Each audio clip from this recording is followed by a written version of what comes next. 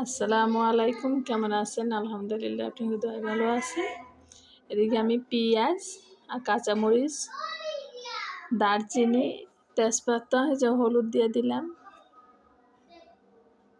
লবণ দিয়ে দিলাম।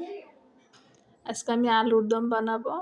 রেসিপি ভিডিওটা কেমন লাগছে সবাই বেশি বেশি করে শেয়ার করবেন, লাইক দিবেন। এদিকে আমি আদা রসুন বাটা দিয়ে দিলাম।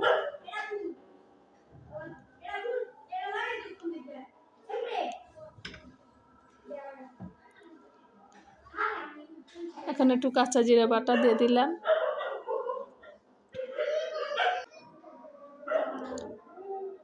এখন আমি একটু লাড়া দিয়ে তারপরে একটু পানি দিয়ে দিব, ভালো করে মশলাটা ওয়া। তারপরে আলুটা আমি সিদ্ধ করে আলুটা ছুলে রাখছি, তাই সিদ্ধ আলুটা দিয়ে দিব। এখন এই যে একটু পানি দিয়ে দিলাম। এখন ভালো করে একটু কষায়া এখন সিদ্ধ আলুটা দিয়ে দিব। আমি আগে আলুটা সিদ্ধ করে রাখছি। এই যে আমি আগে আলুটা সিদ্ধ করে রাখছি, সিদ্ধ করে আলুটা ছুলে নিছি। তারপরে এখন এই যে আমি আলুর দম বানাবো। গরম গরম আলুর দম খেতে কিন্তু অনেক ভালো লাগে। এখন একটু সামান্য পানি দিয়ে দিলাম, ঢাকনা দিয়ে ঢেকে দিব। এখন এই যে ঢাকনা দিয়ে ঢেকে দিব, একটু লাড়া দেয়া।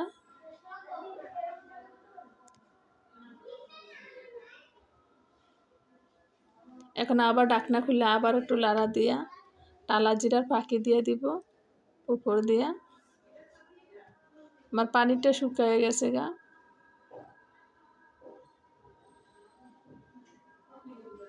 আমার ঝটপট হয়ে গেছে গা আলুর দম বানানো। রান্না আলুর দম হয়ে গেছে গা।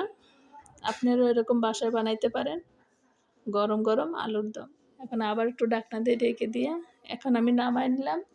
এই যে মাশাআল্লাহ কতটা সুন্দর হয়েছে। প্লিজ আপুরা সবাই সাবস্ক্রাইব করবেন, লাইক দিবেন, কমেন্ট করে জানাবেন কেমন লাগছে।